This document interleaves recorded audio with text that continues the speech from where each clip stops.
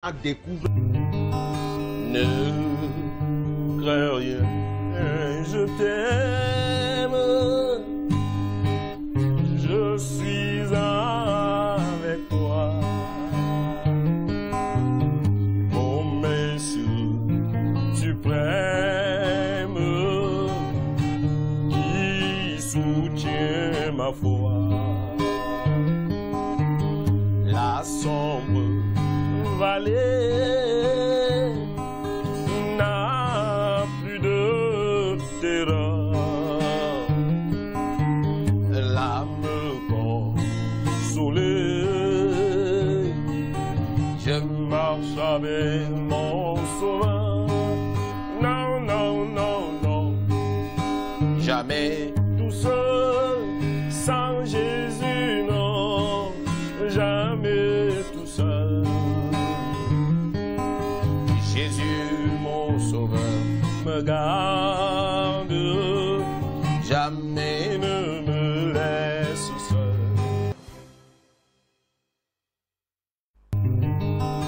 Ne... Peuple de Dieu, bonsoir ou bonjour, je ne sais pas l'heure qui est dans votre monde, dans votre nation en ce moment. Mais nous, ici au Cameroun, nous sommes en plein, bientôt midi. Nous sommes en plein émission Ne crée rien, je t'aime. C'est la seconde partie de votre émission, notre émission. Et en première partie, nous recevions le révérend pasteur Ronce Mbazambo pour qui nous parlait de la grâce, qui nous parlait des ennemis de la grâce qui se mettent en danger.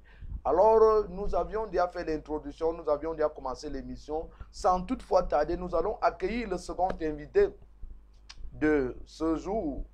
Il est là, il est en plein confinement aussi.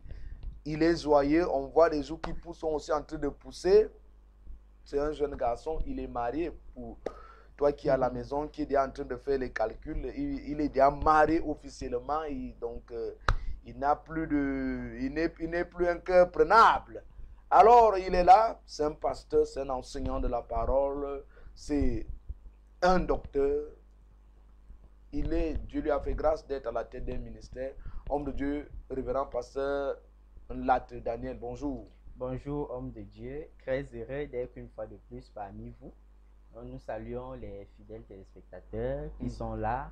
Et c'est devenu un rendez-vous constamment. Et c'est toujours un plaisir pour nous de venir partager ces moments de visitation et de méditation dans le boulevard de la parole. Tout à l'heure, j'étais là à la première partie de l'émission et véritablement le Saint-Esprit a fait son œuvre au travers des révélations qui sont sorties. À ceux qui sont en train de s'asseoir, nous vous disons shalom, soyez puissamment fortifiés dans votre homme intérieur, comme le disait l'apôtre Paul. Donc, nous parlons de la grâce cette semaine, homme de Dieu, et c'est un thème alléchant. On aime parler de la grâce quand ça nous concerne, mais on n'aime pas quand la grâce concerne d'autres personnes. Oui, c'est ça. Mais vous particulièrement, qu'est-ce que vous en pensez? Je bénis Dieu le jour où j'ai compris la grâce. Parce que c'est la grâce qui a changé mon ministère, ma manière de vivre. Une fois ici, je vous avais fait le témoignage de ma vie. J'étais ancien d'église, pasteur, consacré et tout le reste. Mais un parfait ignorant des choses de la grâce. Et lorsque le Seigneur m'est apparu, et quand je dis apparaître, ce n'est pas l'apparaître pentecôtiste où tu attends Dieu dans ta chambre, ou catholique où tu vas voir une certaine Marie ou Jésus, non. Mais lorsque Dieu m'a permis de comprendre le mystère derrière la grâce, et lorsque j'ai reçu la grâce, parce que il faut bien sûr recevoir la grâce, accepter la grâce, croire à la grâce, et si tu fais ces choses-là, tu commences à vivre la grâce et cela change pour ta vie. Moi, je pense, celui qui comprend la grâce ne peut pas désirer que l'autre n'obtienne pas la grâce. Tous ceux qui ont compris la grâce ont un seul désir, que personne ne vous prive de la grâce de Dieu, parce que la grâce est le plus grand don que Dieu ait fait à l'humanité. D'ailleurs, nous l'avons vu à la première partie de l'émission, la grâce, c'est Dieu lui-même. Bon, en des mots simples, en français facile, comment vous pouvez expliquer la grâce? La grâce, c'est l'ensemble des dispositions bienveillantes de Dieu à l'égard des hommes. En d'autres termes, tout ce que Dieu a pu faire de bien et qui va bénéficier aux hommes est sous le gadget de la grâce. Parce que la grâce est un véritable gadget spirituel. La grâce, c'est un peu comme si tu offrais un téléphone dernière génération à une personne. Vous voyez un peu? Et si tu l'offres à ta grand-mère, elle va se contenter simplement de décrocher et de raccrocher. Mais en réalité, le téléphone qu'elle possède, il a en même temps un ordinateur, il a en même temps un appareil photo, il a en même temps tout un mémoire, il a en même temps, il a tout ce qu'un homme moderne peut vouloir avoir. Et lorsque un jeune va voir, il va dire, mais grand-mère, tu ne sais même pas ce que tu as entre tes mains. Donc, les chrétiens ne savent pas ce que Dieu a mis entre leurs mains.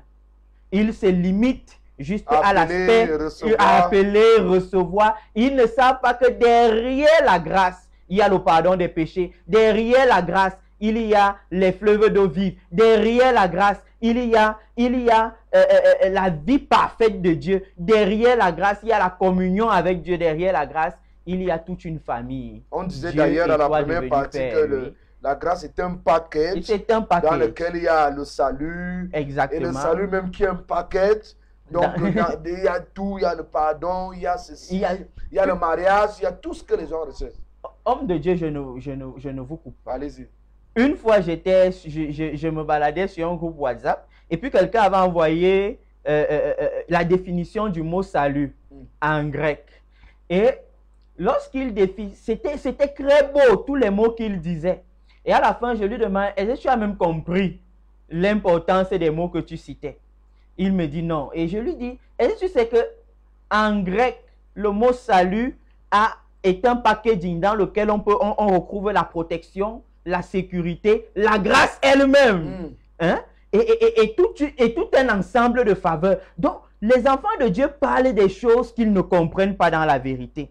On se retrouve donc, comme on disait tout à l'heure, une vieille maman qui a un téléphone Android de dernière génération et qui est au fin fond d'un village, qui ne se contente qu'à décrocher et à raccrocher. Et qui, quand elle veut faire des photos, elle est obligée d'appeler le photographe du village, sans savoir qu'elle peut faire un selfie et se filmer même. Elle reste là alors qu'elle veut faire des choses, elle veut se faire des saisies, elle va encore envoyer quelqu'un au secrétariat alors qu'elle a déjà ça entre ses mains. Et c'est ça que nous vivons dans nos assemblées. Alors, à ton avis, qu'est-ce qui fait en sorte que l'homme, le prédicateur d'aujourd'hui revienne à Moïse?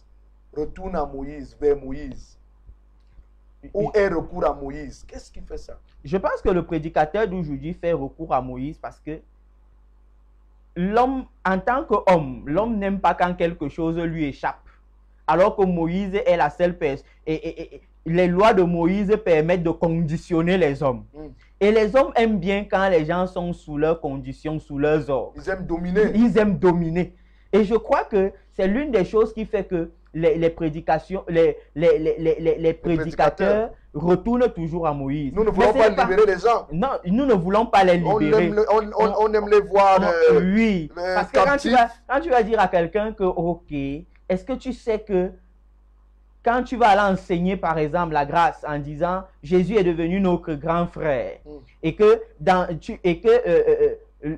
l'enseignement des pères tel que nous le connaissons à l'église aujourd'hui, où il faut que quand un pasteur entre à l'église, les chrétiens se mettent à genoux, toute l'église se lève. Mais quand tout cet honneur-là va diminuer, vous croyez qu'il va rester encore avec quoi? Il faut bien qu'il y ait des choses sur lesquelles lui va se nourrir. En même temps aussi, ce n'est pas seulement là le problème, c'est aussi une question d'ignorance. Parce qu'autrefois, hier, nous avons enseigné comme un héritage générationnel les choses qu'on nous a apprises. On les a prises pour des vérités. Quand tu dis à quelqu'un que si le foulard le rapproche de Dieu, ou alors quelque chose, s'il ne se rase pas la barbe, Dieu ne sera pas content de lui. C'est des lois humaines et on croit les enseigner. Si on a la culotte, Dieu ne nous écoute. Si on prie en culotte, quand on prie en culotte, Dieu on ne se lave pas les mains, nous écoute pas. On ne fait pas les ablutions. Alors, et d'autres même vont même plus loin. Si tu ne cries pas toute une journée, Dieu ne t'entend pas. C'est pour ça que tu vas voir, tu ne peux pas t'installer dans un quartier et tu ne vois pas, pour savoir qu'il y a une église, c'est quand il y a les prières, c'est pas les bruits. Donc, c'est tout cet ensemble d'ignorance, parce que l'ignorance reste la plus grande cause de mortalité spirituelle. L'ignorance. Et Dieu dit, mon peuple périt faute de connaissance. Donc les hommes sont ignorants. Et parfois ceux qui connaissent ne veulent pas ils ne veulent pas lâcher le côté de la loi. Parce que ça les permet de toujours avoir la domination sur leurs chrétiens. On les amène à payer, à donner leur dîme, pas par amour, mais parce qu'ils aiment Dieu, parce qu'il a peur que le dévoreur, il voit le dévoreur partout, à peine. Et c'est ça qui fait mal. Et l'autre jour, je recevais une dame, une de mes filles, qui est venue à l'église, on l'a amenée, une de mes filles l'a amenée à l'église, et j'étais en train de lui parler. Et je lui parlais de la nouvelle naissance, et je lui disais par exemple que, est-ce que tu sais ma fille que ce que tu veux là, tu peux avoir ça en toi.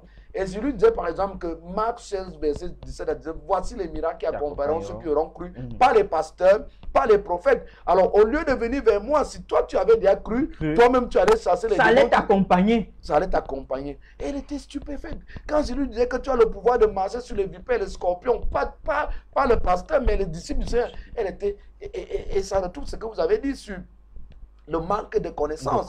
Et c'est pour ça que les prédicateurs font tout pour que les gens aient recours à eux, pour qu'on les chasse des démons. On croit les maintenir. Et c'est avec ce confinement, c'est avec ce coronavirus qu'on comprend que même après les avoir fait tout cela, ils partent. Le peuple a besoin de quelque chose de nouveau.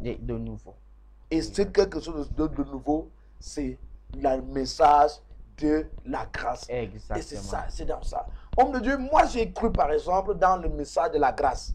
Mais à un moment, j'ai été emballé un peu comme les Galates. J'ai failli être emballé comme les Galates.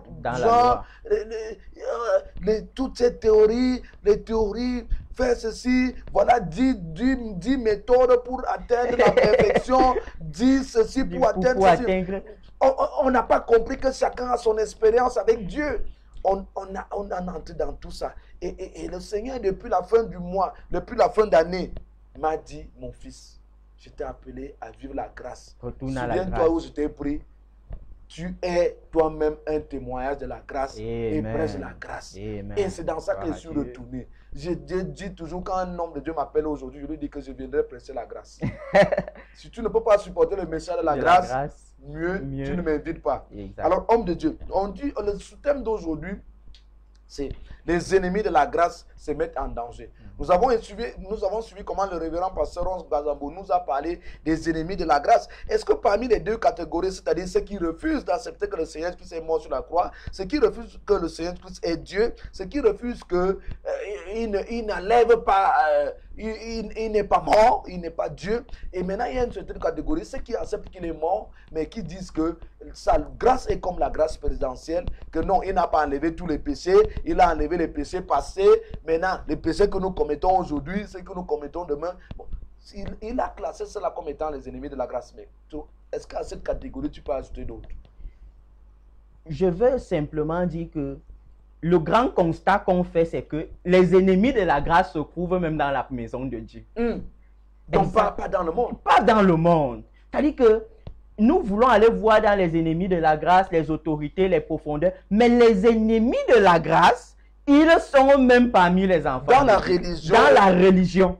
Parce que ils se disent chrétiens, ils se disent nés de nouveau, ils se disent même enfants de Dieu. Mais en réalité, ils sont les véritables ennemis de la grâce. Vous êtes en train de donner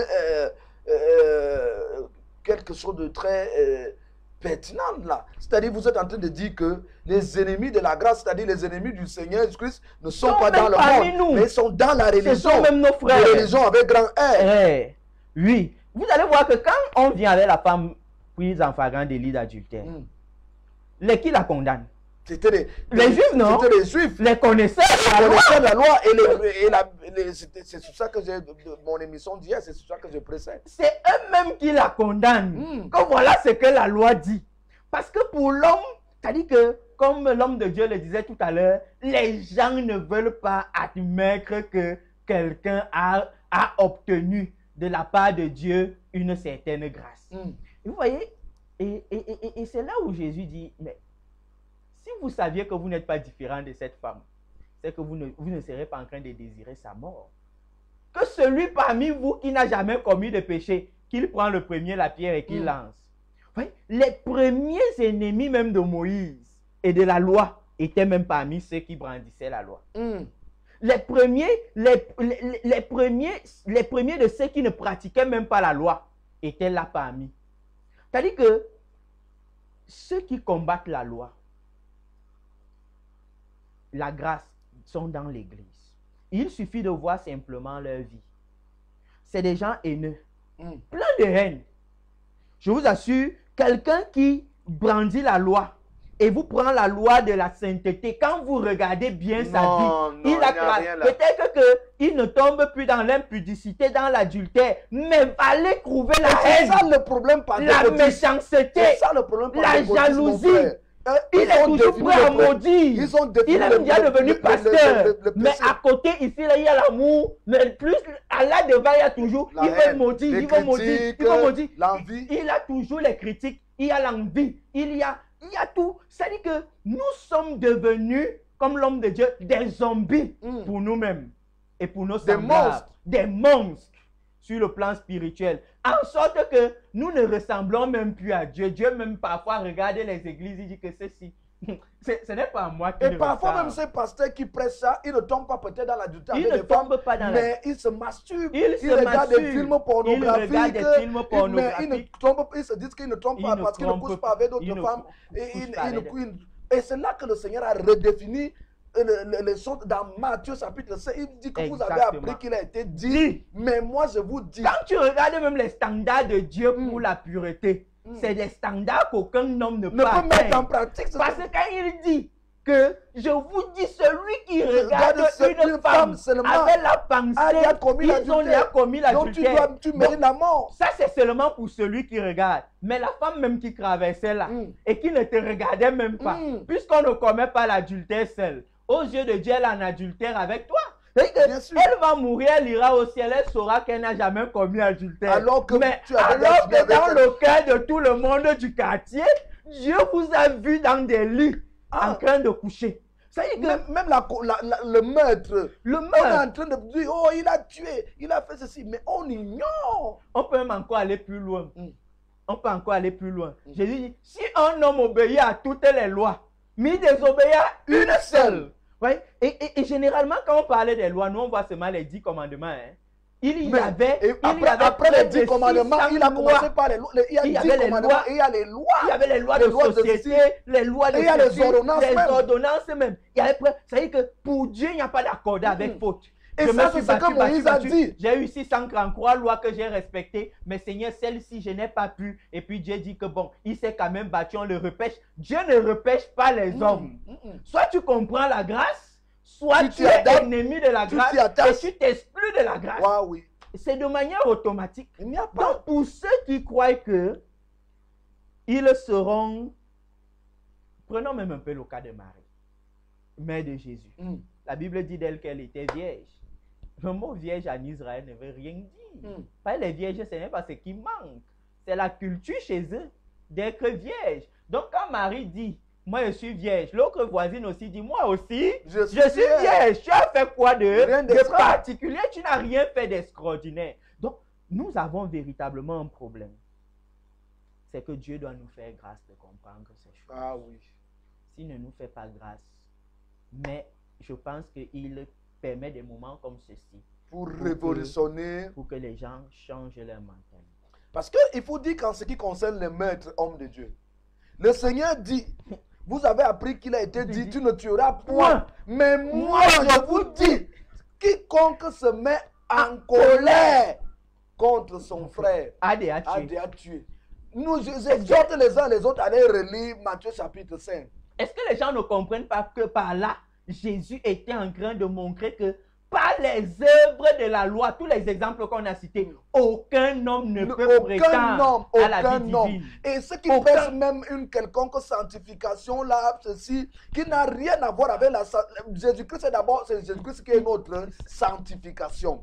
Il dit, Père, sanctifie-les par ta parole, car ta parole est la vérité. Le péché pour le prophète de Baal. Non. Il ne se jamais posé la question que pourquoi ça n'a pas tué les prophètes de Baal. Au contraire, c'est Élie qui a fui. C'est Élie qui a montré son cœur méchant. Parce qu'Élie même croyait que quand il allait invoquer le feu, ça allait d'abord prendre l'offrande et ça allait finir avec les prophètes de Baal. Quand Élie voit que, mais comment Dieu même m'a lobé, il dit que arrêtez-les et égorgez-les. Et après il a fui. Et après il a fui. Et il se retrouve en train de murmurer au désert. Au désert. En brousse. Le Seigneur lui demande que, homme de Dieu, un prophète fait quoi en brousse? En brousse. Il dit que non. Ils ont tué tous les prophètes. Je suis resté moi seul. Dieu lui dit, prends un temps de prière. Prends encore un temps de prière. Dieu, le Seigneur revient et il lui pose la même question. Est-ce que tu as pu comprendre ce qui se passe? Il dit qu'ils ont tué tous les prophètes. Il dit, non, je me suis réservé 7000. Écoute-moi. Comme ça t'a dépassé, ta mission est finie. Ta mission est finie. Va oindre Élisée. Et il ne nous dit pas que va dans l'école des prophètes. Écoute-moi, homme de Dieu. Il ne dit pas, va dans l'école des prophètes. Il avait mis à l'école des prophètes. Non, mais va prendre quelqu'un qui n'a rien à voir. Rien à voir. Que je me suis choisi. C'est un agriculteur. Oins-le seulement et tu vas voir ce qu'il va faire. La Bible dit que Élie a fait 7 miracles, 7 grands miracles. Élisée en a fait 14, le double de son père, qui n'est pas passé par l'école de prophète. Et c'est là le mystère de la grâce. Dieu choisit les choses viles. Il choisit les meurtriers, des prostituées, une femme comme la femme samaritaine, qui a eu 6 maris, qui a passé le temps à sortir avec des maris d'autrui. Les maris. Au point où Jésus avait un discours avec elle. Vois un peu. Et Jésus ne la tient pas distante en disant, je ne peux pas marcher avec les gens de mauvaise vie. Ta vie met en scandale. Mais Jésus a tout un entretien avec elle. Et Jésus ne lui refuse pas son nom. Or, moi, je connais les pasteurs qui refusent le pain qu'ils ont préparé, que les gens prennent. Tu n'as pas dit, répands-toi, confesse-toi. Tu as fait quoi? Si les gens, s'ils avaient été dans l'environnement de Jésus, beaucoup allaient prêcher l'évangile à Jésus pour le convertir. Plusieurs. Et Jésus, c'est comme si tu ne connais pas bien la Bible. Tu entres seulement sur et regarde le mystère avec le Seigneur. Le Seigneur n'est jamais entré dans la maison d'un pauvre ou de quelqu'un de juste. Il est toujours entré dans les maisons des riches et pas des vrais, et pas des véritables riches. Il dit que faites-vous des amis avec les richesses injustes. Mais quand il choisit d'entrer chez Zachée, regarde un peu un miracle terrible. Et c'est là où on comprend, par l'attitude de Zachée, qu'effectivement, c'était un fils d'Abraham. Ah oui. Et Jésus dit lui aussi, celui-ci aussi est un enfant, est un fils d'Abraham. Je suis venu sauver ceux, pas C-E-U-X. Il dit ceux. C-E. Donc, il y a quelque chose qui était perdu. Et homme de Dieu, je voudrais qu'on puisse aussi voir le cas de Simon. Jésus, les lépreux n'avaient pas droit d'accès en Israël. Mais il a dit d'abord, la grâce entre chez lui. Au lieu de se contenter de la grâce qui entre chez lui, il murmure contre la grâce, contre la prostituée qui est en train de verser le parfum. Et c'est ça que nous faisons aujourd'hui. C'est ce que nous faisons. Nous sommes ennemis de la grâce. Nous sommes ennemis de la grâce. Et nous sommes exposés à quoi? C'était le problème des Galates. Et quand tu regardes la lettre que Paul écrit aux Galates, elle est violente. Il dit aux Galates que ne vous faites pas ennemis de la grâce. Vous ne pouvez pas commencer par l'esprit et vous décider de finir par la chair. C'est une mauvaise chose de vouloir être ennemi de la grâce de Dieu, puisque la grâce de Dieu, c'est un moulinet, c'est un broyeur.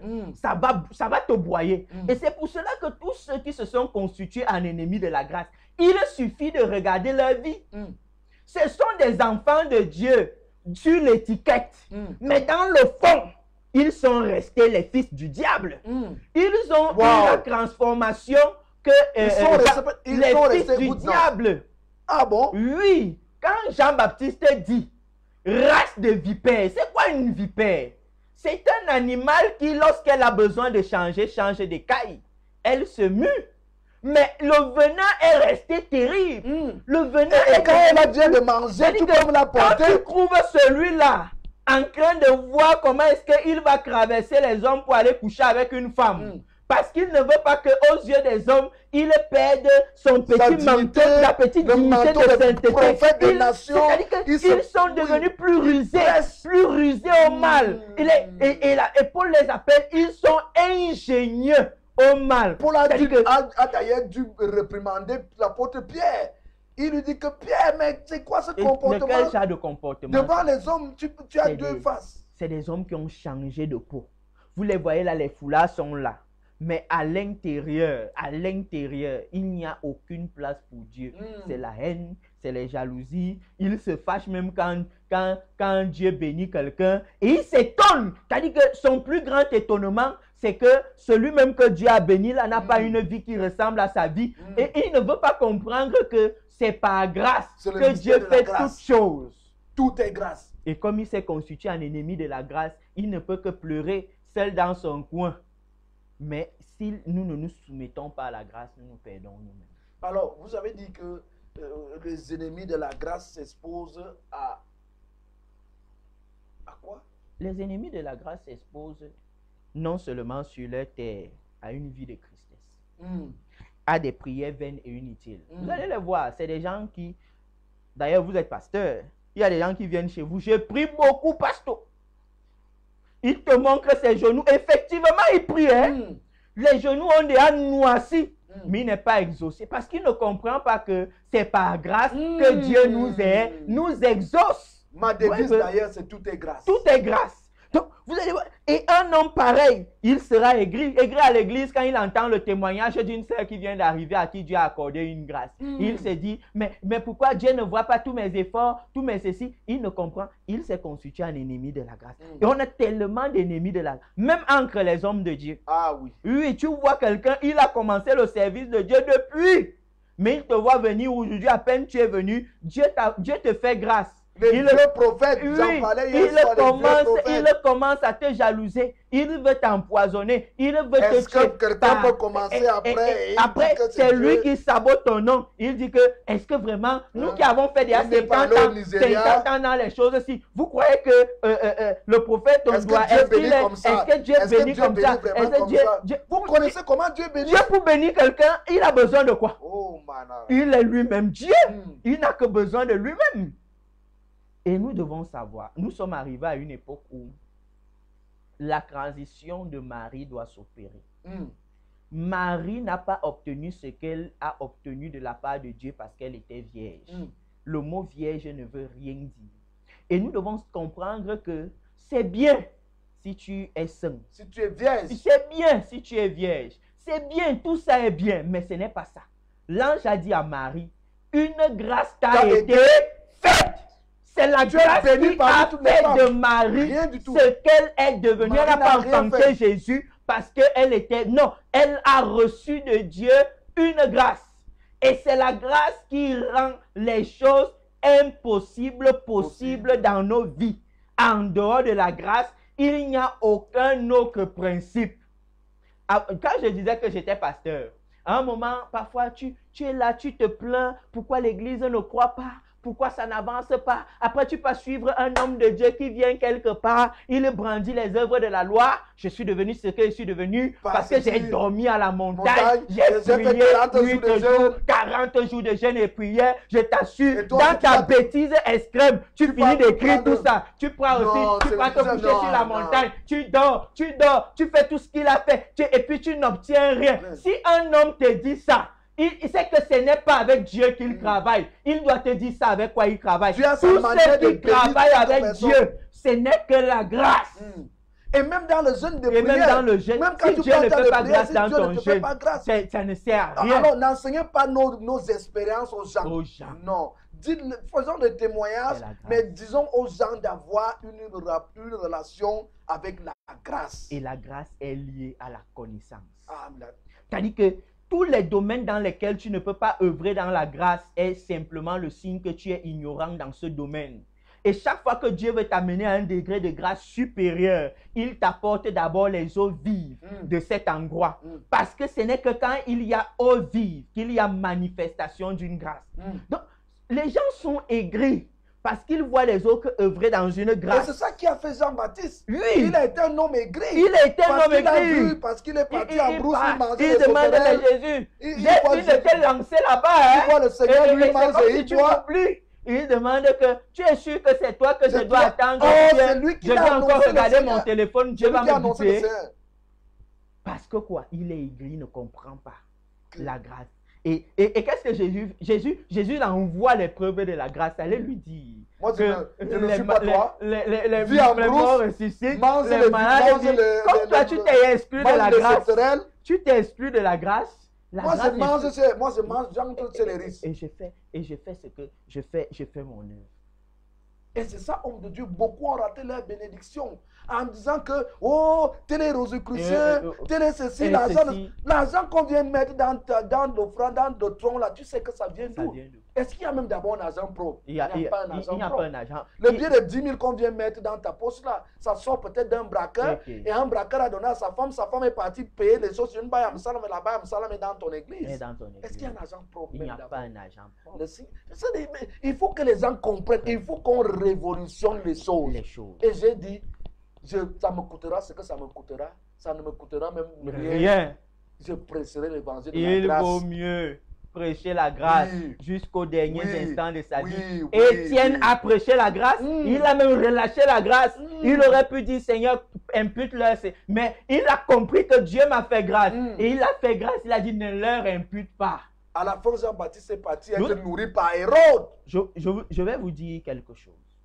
Avant que je ne connaisse la grâce, j'avais un cœur noir. Mon cœur était mauvais. Mais quand vraiment j'ai connu l'évangile de la grâce, j'ai commencé à apprécier même les autres. C'est-à-dire qu'il m'est très difficile même de trouver quelqu'un dans son péché. Et puis je l'appelle par rapport à son péché. C'est-à-dire que la grâce a cette capacité de nous changer.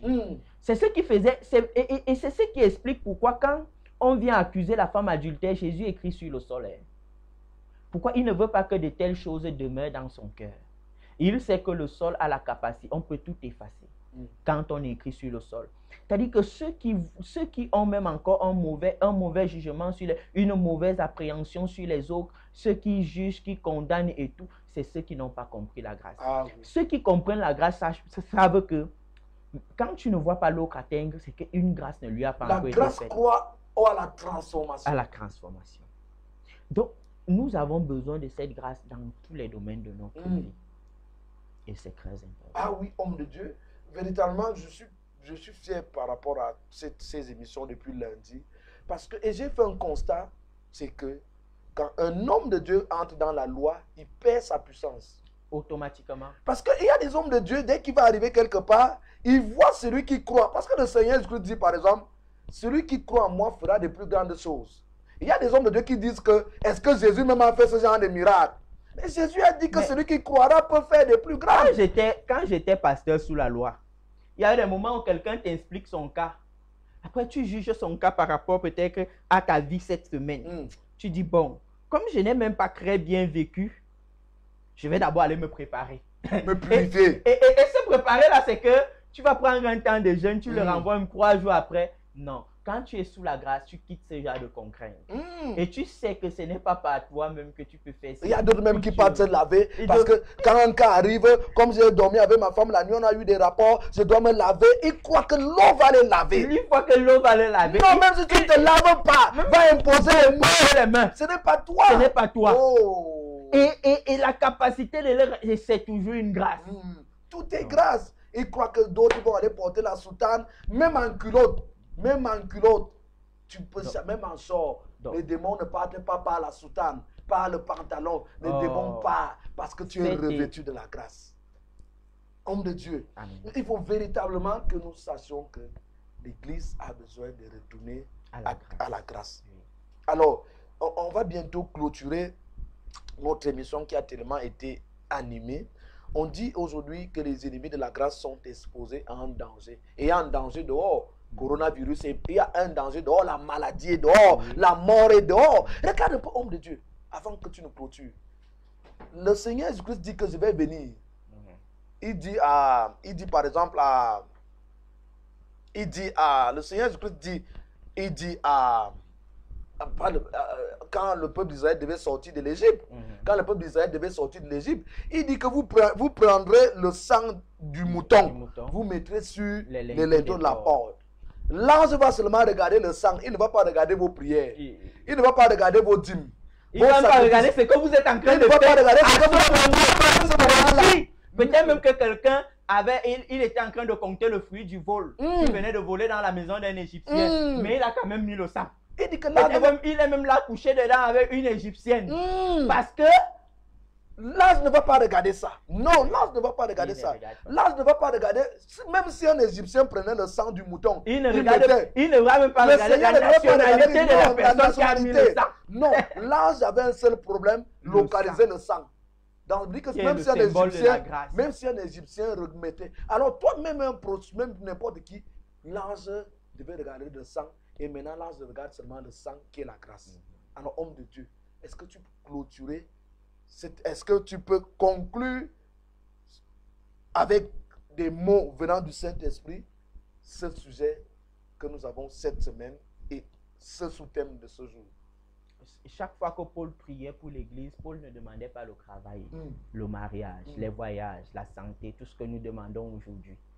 Quand Paul prie pour l'église, il dit, Père, je te prie que tu leur donnes de comprendre le mystère attaché aux choses que je prêche. Il dit que tu ouvres les yeux de leur esprit et qu'ils comprennent, qu'ils aient accès à la grâce, que leur amour pour toi augmente. Et c'est la prière que nous n'allons cesser de déclarer sur ce plateau. Que Dieu permette que chaque émission que nous faisons ici touche et transforme des vies par sa grâce au nom suprême de Jésus. Que les gens puissent quitter la position de la loi, ancré dans cette nouvelle dimension et servir Dieu sous la grâce. Je vous assure, celui qui ancre sous la grâce comprend effectivement que Dieu a organisé un festin et Dieu l'a simplement invité pour venir célébrer. La grâce est une célébration de tous les jours et de toujours. Et ma prière est que partout où la loi vous a rattaché, vous savez, la seule chose qui a pu vaincre la loi de Moïse dans ce monde est la capacité de la grâce. Lorsque la femme adultère est conduite au milieu des hommes, personne n'avait jamais remporté un procès à la justice face à la loi de Moïse. Mais ce jour-là, la grâce s'est inclinée. La loi s'est inclinée devant la grâce. Ça veut dire que toutes les lois, qu'elles soient même humaines, qu'elles soient même héréditaires, lorsque la grâce arrive, elles s'inclinent. Et ma prière est que toi qui m'écoutes, que tu sois en direct ou en différé ce soir, que la grâce te localise et que la grâce transforme ta vie au nom suprême de Jésus. Amen. Avant de clôturer notre émission, nous avons ce message. Il y a ce message qui dit: bonjour pasteur Ronce, bonjour tout le plateau télé, c'est Maurice. S'il vous plaît, je ne comprends pas bien un truc qui est la différence y a-t-il? Quelle différence y a-t-il certainement? C'est obligé de se baptiser à l'église avec de l'eau pour être sauvé, ou bien si je ne me baptise pas et que je ne suis pas baptisé du Saint-Esprit, je serai sauvé. Mais j'aimerais connaître le but de se baptiser à l'église, car pour manger l'offrande à l'église catholique, il est bien d'être baptisé pour manger l'offrande. Peut-être il aimerait parler de la communion qui enlève le péché du monde. Fais-le que tu aimerais qu'on te fasse. Fais ce que tu aimerais qu'on te fasse. En fait, en principe, la personne, le monsieur Maurice, veut poser la question: est-ce qu'il faut être baptisé pour être sauvé? Et si oui, parce qu'à l'église catholique, on dit qu'avant de communier à la table du Seigneur, il faut d'abord être baptisé, homme de Dieu. Le salut est une grâce. L'homme à la croix n'a pas reçu le baptême, mais il a été sauvé. Comprenez un peu. Nous allons l'inviter à suivre nos émissions antérieures. On a parlé ici déjà de la nouvelle naissance. Là-bas, il trouvera les paroles du pasteur Hans, les miennes aussi certainement, et il aura une bonne image, parce qu'en 2 minutes, en 3 minutes, il y a des choses qu'on ne peut pas, on peut lui dire simplement, mais il n'aura pas la conviction, alors que là-bas l'échange est beaucoup plus profond, et il comprendra pourquoi est-ce qu'il faut faire un certain nombre de choses.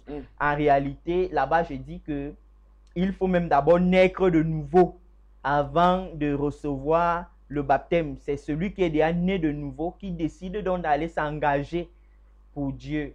Donc simplement ce que je vais dire à cette fidèle téléspectateur, c'est qu'il continue à nous suivre tous les jours, chaque semaine, de lundi à vendredi. Certainement avec l'aide de Dieu, on va aborder tous les thèmes qui le tracassent.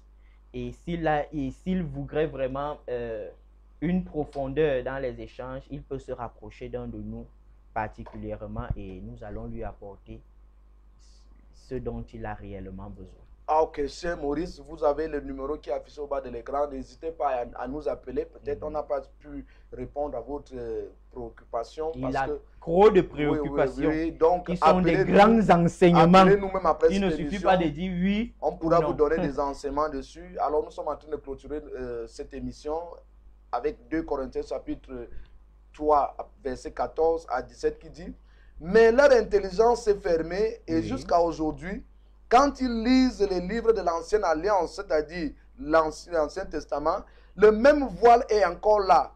Non, il n'est pas enlevé, sauf pour celui qui est uni à Christ. » En effet, jusqu'à aujourd'hui, chaque fois que les Israélites, c'est-à-dire les religieux, lisent les livres de Moïse, un voile couvre leur cœur. Mais chaque fois que les gens se tournent vers le Seigneur, le voile tombe. Amen. Le Seigneur ici, c'est l'Esprit Saint. Et quand l'Esprit du Seigneur est présent, la liberté est là. Alors, là où il y a l'Esprit de Dieu, il y a la liberté. Pourquoi tu es captif du péché? Pourquoi tu es esclave de tout ce que tu vis là? Pourquoi tu es esclave de la loi?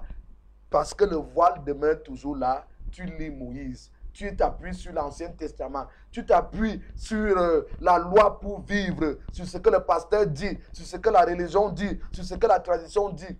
Mais tu n'es pas uni à Christ. Tu n'as pas encore donné ta vie au Seigneur Christ. Parce que quand le Seigneur Christ, tu lui donnes ta vie, il vient habiter en toi et vous devenez une même chair. Et là où il y a l'Esprit de Dieu, il y a la liberté. On ne va plus te dire, fais ceci, ne fais pas cela. C'est l'Esprit Saint qui va te conduire.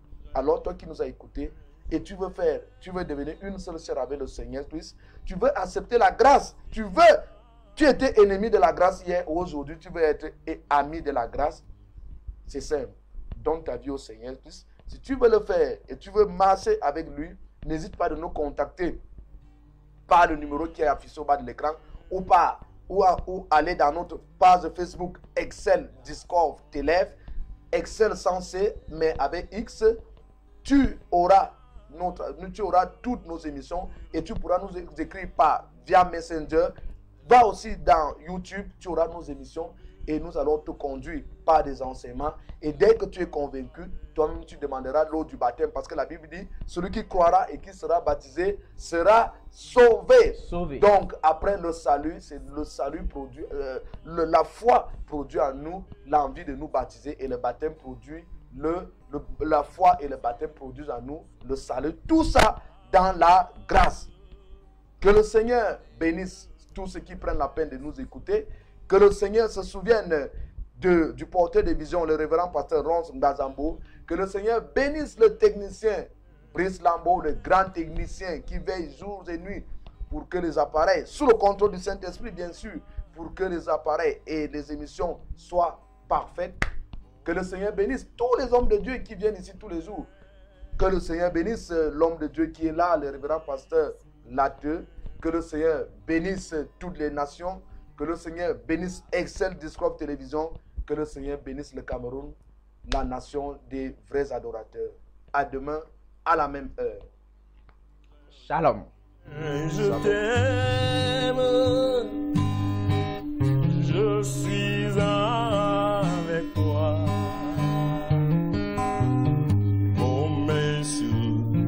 Suprême qui soutient ma foi.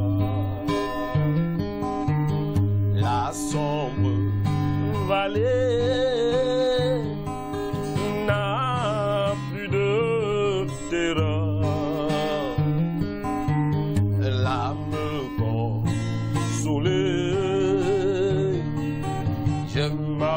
avec mon sauveur. Non, non, non, non. Jamais tout seul, sans Jésus, non. Jamais tout seul. Jésus, mon sauveur, me garde.